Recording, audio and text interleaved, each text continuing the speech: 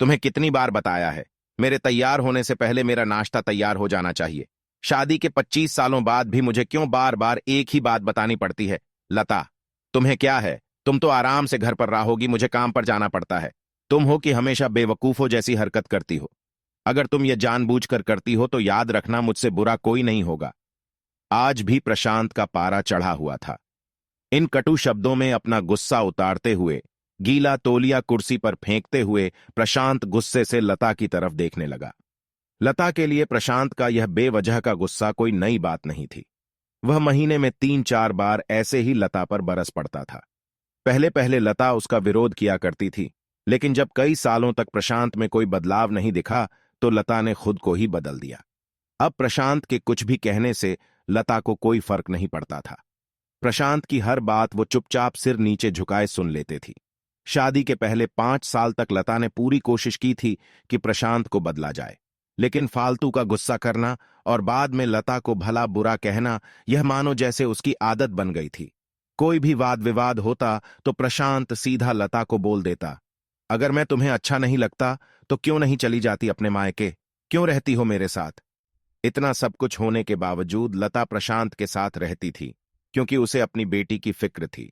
और वह जाति भी तो कहा, अपने बूढ़े हो चुके माँ बाप को इस उम्र में परेशान करना वह नहीं चाहती थी। समाज और लोग क्या कहेंगे, यह भी तो उसे देखना था।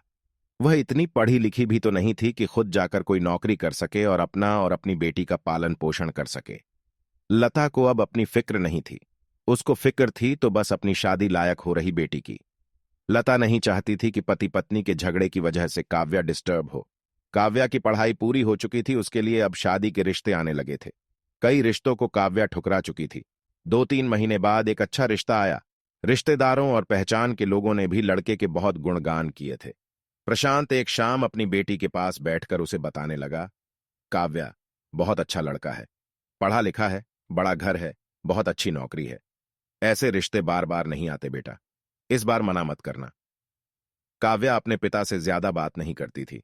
शायद डरती थी या शायद नफरत करती थी, लेकिन आज वो अपनी पूरी हिम्मत इकट्ठा कर बोली, मुझे अभी शादी नहीं करना है पापा। मैं नौकरी करना चाहती हूँ, खुद अपने पैरों पर खड़ी होना चाहती हूँ। हाँ, तो उसमें क्या बड़ी बात है? मैंने लड़के से बात की है, वह तुम्हें किसी बात के लिए नहीं रोकेगा।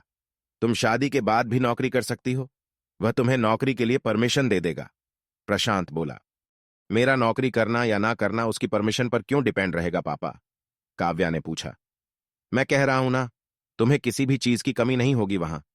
ऐसे रिश्ते बार बार नहीं आते, इसे ठुकरा मत, बहुत खुश रहोगी तुम वहां। प्रशांत बोला, पापा क्या मैं उतनी ही खुश रहूंगी जितनी मम्मी इस घर में खुश है? काव्या ने तंज कसते हुए कहा। आज तुम्हारी जबान कुछ ज्यादा नहीं चल रही?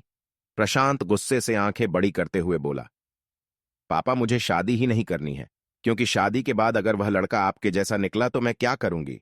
मुझे आपके जैसा जीवन साथी नहीं चाहिए, जो बिना बात के मुझ पर हमेशा चिल्लाए। मुझे कुछ भी अपनी पसंद का लेना हो तो 10 बार सोचना पड़े, कहीं वह नाराज ना हो जाए। मेरी तबीयत कैसी भी हो, उसे परवाह ना हो। रोटी थोड़ी सी मोटी बन जाए तो घर सर पर उठा ले, उसकी चेकबुक ना मिले तो भी मेरा ही दोष निकालें, और हर छोटी मोटी बात पर मुझे मायके जाने के लिए कहे। काव्या ने अपना दिल खाली करते हुए पापा से सब कह दिया। प्रशांत का गुस्सा 7वें आसमान पर था, लेकिन उसके मुंह से एक भी शब्द नहीं फूट रहा था। वो काव्या की बातें सुन रहा था। काव्या उतना ही बोलकर चुप नहीं हुई। आज पहली बार वह अपने पापा के सामने इतना कुछ बोल रही थी। पापा, आपने मां के साथ हमेशा गलत व्यवहार किया है। आप अपने ऑफिस का गुस्सा बिना सोचे समझे मां पर उतार देते हैं, कभी इस बात की परवाह भी नहीं करते कि उन्हें कैसा लगता होगा। आपकी बातें सुन सुन मां ने अपना स्वाभिमान खो दिया। प्रशांत आज पहली बार अपने किए बर्तावों को महसूस कर पा रहा था। वो इतना ही बोल पाया, जो तुम्हारा मन है वो करो, मैं तो इतना बुरा हूं ना? काव्या ने प्रशांत का हाथ पकड़ा और बोली, पापा मुझे सिर्फ एक सवाल का जवाब दे दो। क्या आप चाहेंगे कि मेरा पति आपके जैसा हो? अगर आपका जवाब हां है तो कर दीजिए, मेरा रिश्ता आज ही, और ना है तो मुझे आत्मनिर्भर बनने दीजिए। प्रशांत कुछ भी ना बोल पाया और वहां से चुपचाप बाहर चला गया। आज उसे लता के सामने जाने में शर्म आ रही थी। चलते चलते उसकी आंखों से आंसू बह रहे थे। प्रशांत ने आज से अपने आप को बदलने का निश्चय किया। अगले दिन से लता ने अपने पति में काफी बदलाव देखा। वह सोचने लगी कि जो हिम्मत काव्या ने दिखाई है, वह हिम्मत अगर मैं पहले ही दिखा देती तो शायद आज परिस्थिति कुछ और होती। अब काव्या पढ़ लिख कर अच्छी नौकरी करने लगी थी और 3 साल बाद उसके लिए एक अच्छा रिश्ता आया और उसकी विदाई पर प्रशांत बोला, बेटा, तू हमेशा खुश रहेगी क्योंकि तेरा पति तेरे बाप जैसा नहीं है। प्रशांत की यह बात सुनकर लता और काव्या की आंखों से आंसू बहने लगे। दोस्तों, हमारे समाज में औरतों को भले ही देवी का दर्जा दिया जाता है, लेकिन वह स्वतंत्रता नहीं दी जाती जो उन्हें देनी चाहिए। उन्हें बचपन से ही बताया जाता है कि वह पराया धन है। स्कूल से आने में देर हो जाए तो पिटाई मिलती है। मोबाइल पर बातें करते हुए दिख जाए या खिड़की से झांकते हुए दिख जाए तो शक किया जाता है। माँ बाप का घर तुम्हारा नहीं है, पति का घर ही तुम्हारा घर है। जीवन भर ये बातें बता बताकर उन्हें ससुराल भेज दिया जाता है और एक दिन किसी छोटे मोटे झगड़े में ससुराल वालों से उन्हें सुनना पड़ता है कि इस घर को छोड़ दो और मायके चली जाओ। अब आप ही बताओ दोस्तों, ऐसी स्त्रियों का सच्चा घर कौन सा? आखिरकार वह किस घर को अपना कहें?